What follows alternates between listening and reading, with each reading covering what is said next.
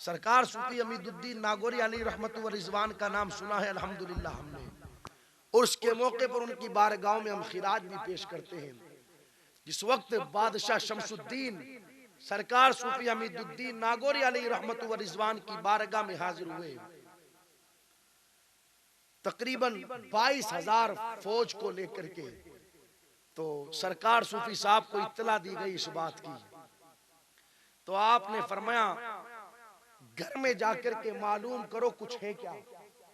मालूम करने के बाद पता चला 2.5 पाव आटा है बाजरे का। क्या है? 2.5 पाव बाजरे का आटा है। लाकर के हजरत की बारगाह में पेश किया गया। हजरत फरमाते हैं इसे देग में डालो और डाल करके पकाओ। देग में डाला गया 2.5 किलो नहीं, 2.5 पाव आटा देग में डाल करके पकाया गया। आप तशरीफ लेकर के आए पकने के बाद, और फरमाते हैं निकालते रहना, बादशाह शमसुद्दीन की फौज को खिलाते रहना। तारीख बताती है 22,000 लश्करी अल्लाह अकबर उस 2.5 पाव आटे से खाकर के सैराब हो गए। बाद में देखा गया तो उतना का उतना आटा वापस नजर आता है। जब पूरी फौज को खिला दिया गया तो बादशाह सरकार सूफी साहब की बारगाह में हीरे जवाहरात पेश करने लगा। तो सरकार सूफी साहब ने इनकार कर दिया और फरमाया शमसुद्दीन आंखें बंद करो। आंखें बंद की, का आंखें खोलो। जब शमसुद्दीन ने आंखें खोली तो क्या देखते हैं, हर तरफ सोना ही सोना है। फरमाते हैं बादशाह हमने तो दुनिया के अंदर फकीरी इख्तियार की है, वरना अल्लाह ने हमें वो कमाल दिया है कि जमीन पर ठोकर मार दे में तो जमीन जमीन न रहे बल्कि सोना बन जाए। ये मकाम अल्लाह अपने वलियों को अता फरमाता है, ये इज्जत अल्लाह ताला अपने वलियों को अता फरमाता है। तो खैर कल भी लोग अपनी परेशानियों का दुखड़ा लेकर के वलियों के पास जाते थे। तो लोग पहुंचे दिल्ली की सरजमीन पर सरकार निजामुद्दीन औलिया की बारगाह में, तो अर्ज करने लगे पानी नहीं बरस रहा, आप दुआ कर दे। का ठीक है रुको। अंदर गए, एक चादर का टुकड़ा लेकर के आए, चादर का टुकड़ा, और उसे अपने हाथों में रख करके अल्लाह की बारगाह में दुआ की, मौला तुझे इस चादर के टुकड़े का वास्ता आसमान से पानी बरसा दे। लोग कहते हैं अभी हाथ नीचे भी नहीं आए थे उससे पहले आसमान से पानी बरस गया। लोगों ने पूछा हजरत बताओ ना इस टुकड़े में कमाल क्या था कि आसमान से पानी बरस गया। फरमाते ये कोई मामूली चादर का टुकड़ा नहीं, ये मेरी उस माँ की चादर का टुकड़ा है जिसको आज तक किसी गैर मर्द ने नहीं देखा है।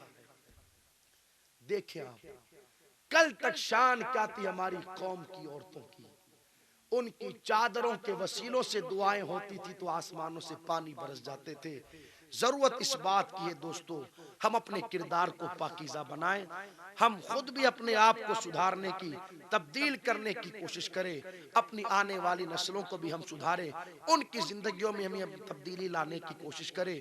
चलते चलते एक चीज, जब सूफी साहब का जिक्र आया तो एक चीज और अर्ज करता चलूं। ये जो सरकार सूफी साहब के आस्थाने पर बुलंद दरवाजा है ना, बुलंद दरवाजा, ये बादशाह तुगलक ने बनवाया है, और उसकी तमन्ना ये भी थी कि मैं सरकार सूफी साहब का गुंबद बनाऊं, उसकी तमन्ना थी। तो ये तमन्ना लेकर के जब रात में सोया, सुबह को उठा तो सीने पर एक पर्चा था, और उस पर्चे पर लिखा हुआ था रोज़े अम आसमां वो फर्श जमीन रोज़े सूफी हमीदुद्दीन। फरमाया गया था हमारा कुब्बा तो आसमान है, हमारा गुंबद आसमान है, और हमारा फर्श जमीन है, और ये हमीदुद्दीन का रोजा है।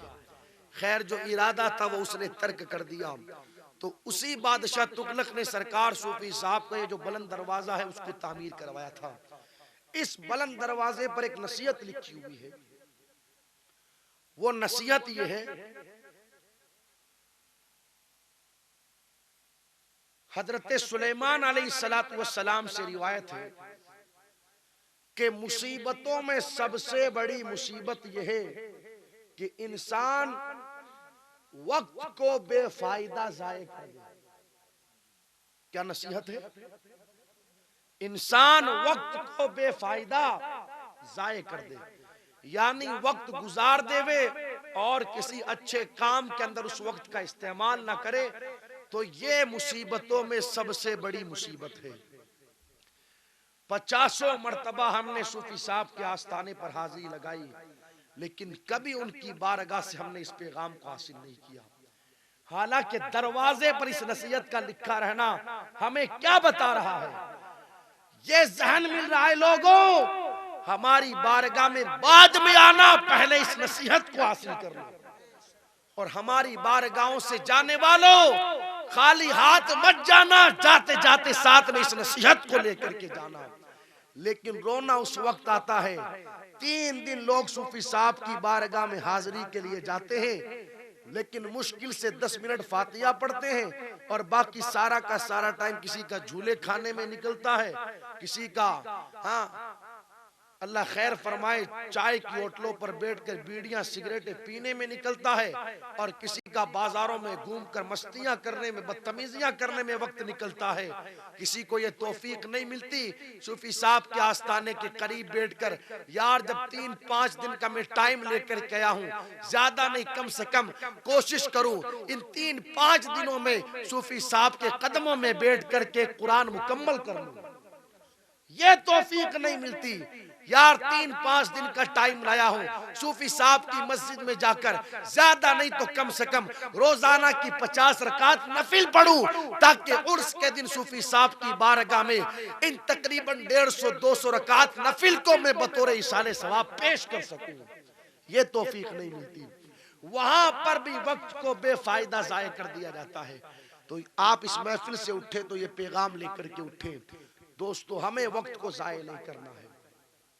कितना अफसोस होता है जब रात को 2-2 बजे तक कौम का जवान गलियों में, नुक्कड़ों पर बैठकर, दुकानों के सामने बैठकर, चौराहों पर बैठकर पबजी गेम खेलने में 3-3 घंटे बर्बाद कर देता है।